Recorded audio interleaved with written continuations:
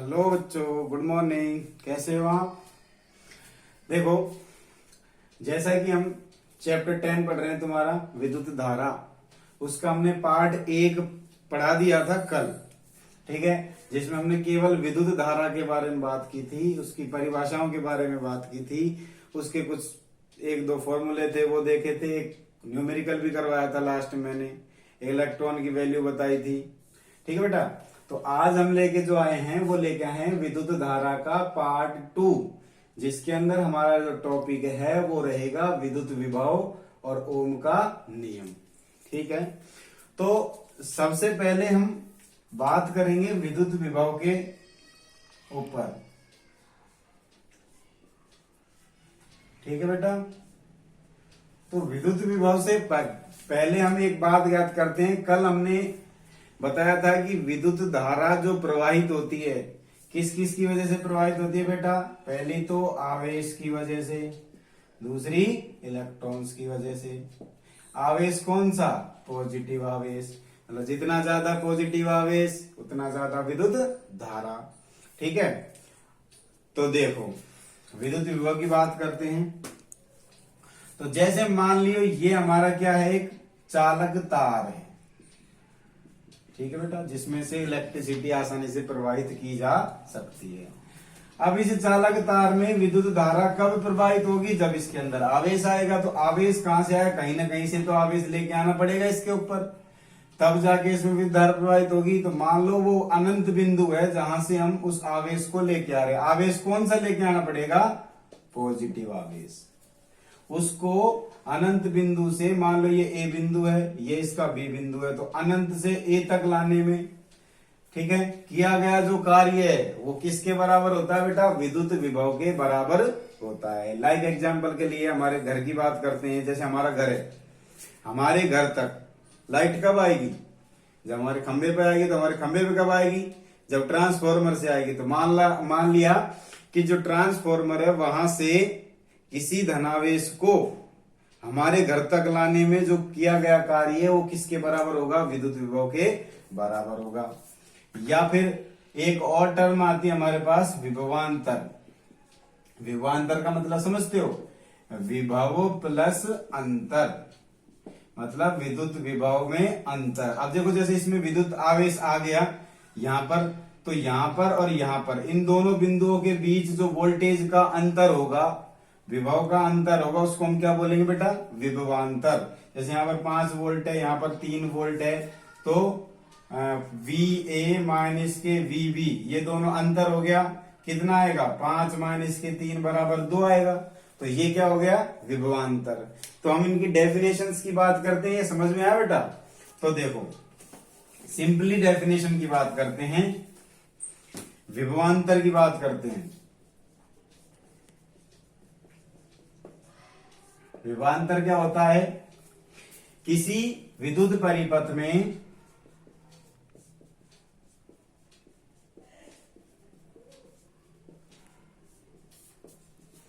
एकांक धनावेश को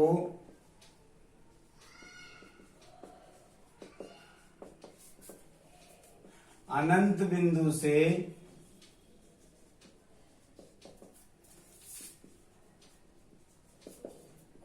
किसी बिंदु तक लाने में किया गया कार्य उन दोनों सिरों के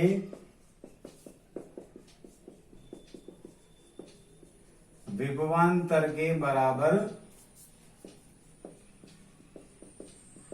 होता है।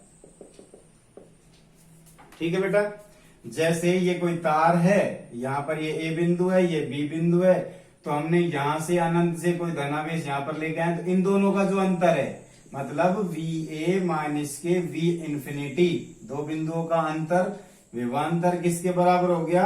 W बटे Q के। मतलब Q क्या हो गया? आवेश हो गया, और ये कार्य हो गया। तो किसी एकांक धनावेश को किसी अनंत बिंदु से किसी बिंदु तक लाने में जो किया गया W है वो किसके बराबर होगा बेटा? विभवांतर के बराबर होगा। अब मान लिया, माना अनंत बिंदु पर जो विभवांतर है, विभव है, वो क्या है, शून्य है, 0 है। तो मतलब v अनंत कितना हो जाएगा, 0। तो हमारा वी ए जो है वो किसके बराबर हो जाएगा बेटा, W/Q के। जो ये फॉर्मूला है ये तुमको याद रखना है। वोल्टेज विद्युत विभव का फॉर्मूला क्या होता है, V बराबर W/Q। किसी एकांक धनावेश को किसी बिंदु से किसी बिंदु तक या अनंत बिंदु से किसी बिंदु तक लाने में किए गए कार्य के बराबर होता है। ठीक है बेटा। अब देखो ये हमारे पास आ गया फॉर्मूला। अब बात करते हैं हम इसके मात्रक की। ठीक है, तो वी ए या वी भी लिख सकते हैं, इसको पॉइंट दिखाने की जरूरत नहीं है। ये आएगा, ये आ गया हमारा क्या, फॉर्मूला। ठीक है, अब इसी से हम मात्रक बनाते हैं। तो मात्रक क्या आएगा इसका, वी ए जो इसको नापते हैं वोल्टेज में, इसके अंदर, वोल्टेज के अंदर, वोल्ट बोलते हैं वैसे, हमारी आम भाषा में वोल्टेज भी कहा जाता है कई बार। और W तो तुम जानते हो जूल में मापा जाता है, और Q आवेश कल बताया था मैंने किस में मापा जाता है बेटा, कूलाम में। तो वोल्टेज किसके बराबर होता है, जूल/कूलाम के। Voltage is equal to joule coulomb. ठीक है बेटा, ये हमारे पास आ गया इसका मात्रक। अब 2 पॉइंट इंपॉर्टेंट, मापा किससे जाता है इसको, तो विद्युत विभव को मापने के लिए, जैसे कल बताया था वो जो विद्युत धारा थी उसको मापने के लिए एमीटर था, ऐसे विद्युत विभव को मापने वाले यंत्र को क्या बोला जाता है बेटा, वोल्ट मीटर। क्या लिखा जाता है, वोल्ट मीटर। और दूसरी बात, विद्युत धारा को जो मापने वाला यंत्र था एमीटर, उसको किस में लगाया जाता था, परिपथ के अंदर श्रेणी क्रम में लगाया जाता था। लेकिन विद्युत विभव को मापने के लिए जो वोल्ट मीटर होता है उसको हम किस में लगाते हैं बेटा, समांतर क्रम में। ये तुमको ध्यान रखना है, एग्जाम की दृष्टि से इंपॉर्टेंट है, 1-1 नंबर के क्वेश्चन बनते हैं इसके ऊपर। ठीक है, तो फॉर्मूला हो गया, परिभाषा हो गई, मात्रक हो गया, और किससे मापा जाता है वो हो गया, और किस क्रम में लगाया जाता है वो हो गया। ठीक है, तो वोल्टेज वोल्ट मीटर मापते हैं, समांतर क्रम में इसको लगाया जाता है। तुम देखा होगा जो हमारे घरों में नहीं, घरों में भी होता है, स्टार्टर जो होता है उसके अंदर 2 सुई लगी हुई होती हैं, 2 घड़ी लगी हुई होती हैं ऐसे। एक घड़ी जो होती है वो तो एम्पियर को बताती है, उसके ऊपर AMP लिखा होता है नीचे, और एक लगाती है वो VTG लिखा होता है, मतलब वो वोल्टेज को दिखाती है। तो वो दोनों घड़ियों से मिलकर ही क्या बनता है, हमारा स्टार्टर बनता है। तो एक घड़ी तो हमको वोल्टमीटर, मतलब वोल्टमीटर की होती है जो वोल्टेज बताती है, और एक एमीटर होता है जो हमको वोल्टेज धारा बताता है कितनी एम्पियर धारा आ रही है। ठीक है बेटा, ये हो गया हमारे विद्युत विभव की बात। अब देखो कुछ सिंबल हैं जिनको हम अभी आगे यूज लेंगे, तो उनको तुमको पता होना चाहिए किस सिंबल को किस नाम से जाना जाता है, कौन सा किस चीज का सिंबल होता है। जैसे लाइक एग्जांपल के लिए बैटरी या सेल, इसको हम कैसे दर्शाते हैं, ऐसे। ठीक है, ऐसे दर्शाया जाता है।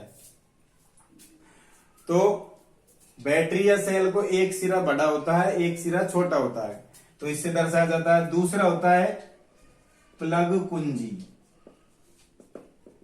जिसको स्विच बोला जाता है इंग्लिश में, उसको हम कैसे डिनोट करेंगे, ऐसे। ठीक है, तीसरा होता है वोल्ट मीटर। वोल्ट मीटर को ऐसे करके, ऐसे, ये पॉजिटिव एक नेगेटिव। एमीटर होता है एक, एमीटर को कैसे लिखेंगे, ए, ऐसे प्लस और इधर माइनस।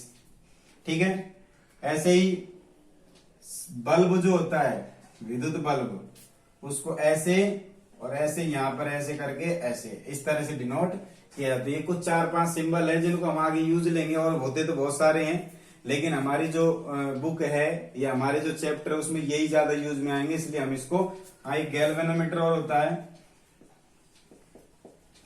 गैल्वेनोमीटर में ऐसे G लिखा होता है, और इधर पॉजिटिव और इधर नेगेटिव। ये कुछ सिंबल है इंपॉर्टेंट जो हम आगे यूज लेंगे। ठीक है बेटा, तो इनको याद रखना है। अब एक और धारा नियंत्रक, धारा नियंत्रक कुछ इस तरह से होता है, ठीक है। इसको दूसरे सिंबल इससे भी पूछा जा सकता है। ये एग्जाम में पूछा जा चुका है 1 नंबर के सवाल में कि धारा नियंत्रक जो होता है उसकी संरचना कैसी होती है, किस तरह से उसको दर्शाया जाता है। तो इनमें से कोई सा भी पूछ सकता है तुमसे, ठीक है बेटा। अब देखो, ये तो हमारी विद्युत विभव की बात रही। हमारा नेक्स्ट टॉपिक है अब ओम का नियम। वेरी वेरी इंपॉर्टेंट टॉपिक, ओम का नियम। ये हमारे बहुत काम आने वाला है, इसका फॉर्मूला, ये जो नियम है हमारे बहुत काम आएगा। तो इसको पढ़ते हैं हम। तो देखो, ओम के नियम के अनुसार क्या है। ओम का नियम किसने दिया था? एक वैज्ञानिक थे, डॉक्टर जॉर्ज साइमन ओम, जिसने 1827 के अंदर ये दिया था ओम का नियम। अब इसने जो ओम का नियम दिया था वो दिया था विद्युत धारा, जिसका सिंबल होता है आई, और वोल्टेज या विद्युत विभव, जिसका सिंबल होता है वी। इन दोनों के बीच में एक संबंध का क्या दिया था? एक नियम दिया था। इन दोनों के बीच में संबंध बताया था इस नियम के अंदर, ओम के नियम के अंदर। तो इसने क्या कहा था? इस नियम के अनुसार क्या होता है, इसने बोला था कि यदि कोई चालक तार है, हमारा चालक तार का मतलब समझते हो ना, जिसमें से विद्युत धारा आसानी से प्रवाहित की जा सके। तो चालक तार है हमारा, चालक तार है ये। अब क्या कहता है कि किसी चालक तार की भौतिक अवस्थाएं, फिजिकल स्टेट। फिजिकल स्टेट का मतलब समझ रहे हो? इस तार का आकार, इस तार की जो मोटाई है वो, इसका क्षेत्रफल है, इसका ताप है, इसका दाब है, जो भी इसकी प्रॉपर्टीज हैं, कौन सी? फिजिकल प्रॉपर्टी, भौतिक अवस्था है। ये सारी अवस्थाओं को क्या करें हम? कांस्टेंट, मतलब जैसी है वैसी की वैसी रखें, कांस्टेंट। तब इसके अंदर यदि धारा प्रवाहित की जाए तार के अंदर, तो ये जो धारा होती है आई, ये इसका ये सिरा है ए और ये इसका सिरा है बी। इन दोनों के बीच में जो वोल्टेज का अंतर होगा, मतलब वी ए माइनस के वी बी, ये दोनों का जो अंतर होगा उसके क्या होगी? ये समानुपाती होगी आई। ये इसने कहा था ओम के नियम में। अब मैं तुमको दोबारा से समझाता हूं, एक लाइन में इसकी डेफिनेशन बताता हूं, अभी तुमको समझ में नहीं आया होगा। तो देखो, ओम के नियम के अनुसार यदि किसी चालक तार की भौतिक अवस्थाएं जैसे लंबाई, ताप, दाब, क्षेत्रफल आदि स्थिर रहें, तो उसके सिरों पर उत्पन्न जो वोल्टेज होता है, उसके सिरों के पे उत्पन्न विभवांतर का मान उस चालक तार में धारा प्रवाहित की गई है जो, उसके क्या होता है? समानुपाती होता है। एक बार मैं लिख देता हूं। किसी चालक तार की भौतिक अवस्थाओं को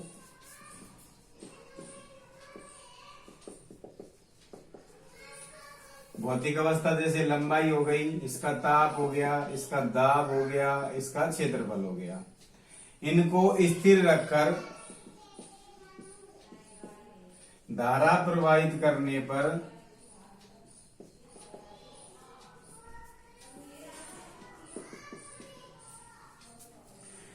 चालक तार के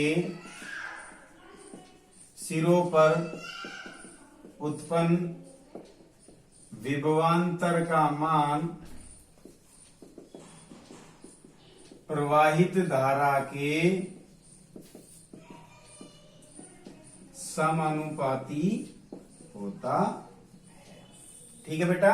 किसी चालक तार की भौतिक अवस्थाओं को स्थिर रखकर धारा प्रवाहित करने पर चालक तार के जो सिरे हैं उन पे उत्पन्न विभवांतर का मान जो होता है वो धारा के जो प्रवाहित धारा है उसके क्या होता है? समानुपाती होता है। तो इसको हम शॉर्ट में क्या लिख सकते हैं? V is proportional to I।